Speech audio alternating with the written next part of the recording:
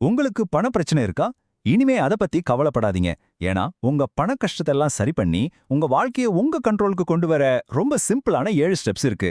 அதுவும் ஹலால் முறையில. வாங்க அது என்னன்னு ஒன்னொன்னா பார்க்கலாம். நம்மள நெறைய பேருக்கு பணம், செலவு, சேமிப்புன்னு நெனச்சாலே ஒரு மாதிரி தலைவலி வந்துரும் இல்லையா? மாச கடைசி நெருங்க நெருங்க ஒரு விதமான டென்ஷன் தானா வந்துரும். நீங்க ஒண்ணு தெரிஞ்சுக்கோங்க, இந்த ஃபீலிங் உங்களுக்கு மட்டும் இல்ல. இது ரொம்ப ரொம்ப பொதுவான ஒரு விஷயம்தான். அதனால தான் இன்னைக்கு நாம பார்க்க போற இந்த வழிமுறை ரொம்ப முக்கியமானது.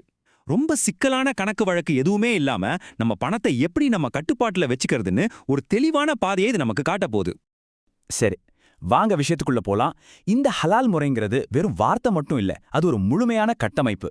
இது ஏன் இவ்ளோ சிறந்தது, இவ்ளோ சக்தி வாய்ந்ததுன்னு இப்ப நீங்க புரிஞ்சுக்க போறீங்க. இந்த ஸ்லைட கொஞ்சம் நல்லா கவனிங்க. இதுதான் இந்த முறையோட மொத்த சாராம்சமே. பணப்பிரச்சனை அப்படிங்கிறது நாம தினம் தினம் அனுபவிக்கிற வலி. 7 படிகள் அப்படிங்கிறது அந்த வலிக்கு ஒரு தெளிவான நேரான தீர்வு. கடைசியா ஹலால் வழி அப்படிங்கிறது நாம போற பாதை சரியானதுதான்னு நமக்கு கிடைக்கிற ஒரு ஆழமான நம்பிக்கை. ஓகே, நம்ம முதல் அடியை எடுத்து வைக்கலாம் வாங்க.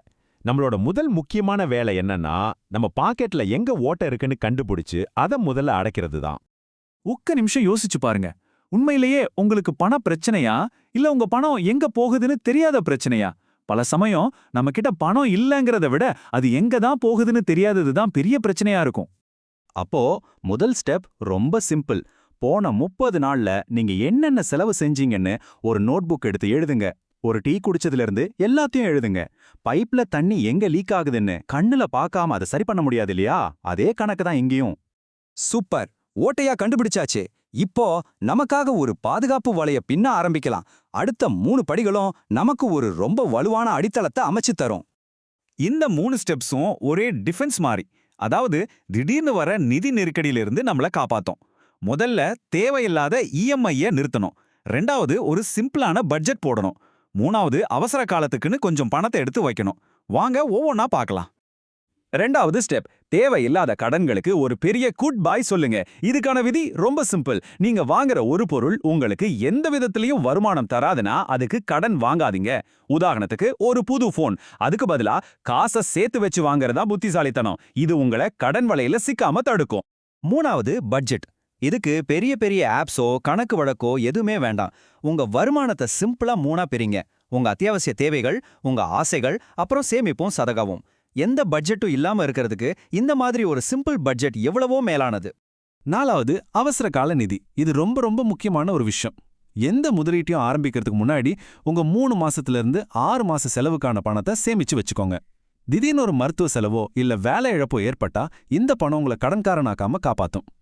இப்போ நம்ம பாதுகாப்பு ஏற்பாடுகள் எல்லாம் தயார். இனிமே டிஃபென்ஸ்ல இருந்து அட்டாக்கிங்குக்கு மாற வேண்டிய நேரம் வந்தாச்சு. நம்ம செல்வத்தை வளர்க்குற அடுத்த 2 படிகளை பார்க்கலாம்.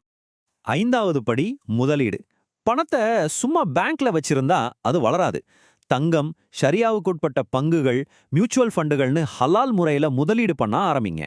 சின்ன தொகையில ஆரம்பிச்சாலும் பரவாயில்ல, ஆனா தொடர்ந்து முதலீடு பண்றது தான் ரொம்ப முக்கியம். 6வது படி, இது ஒரு பெரிய மனநிலை மாற்றம். இதை நல்லா கவனிங்க.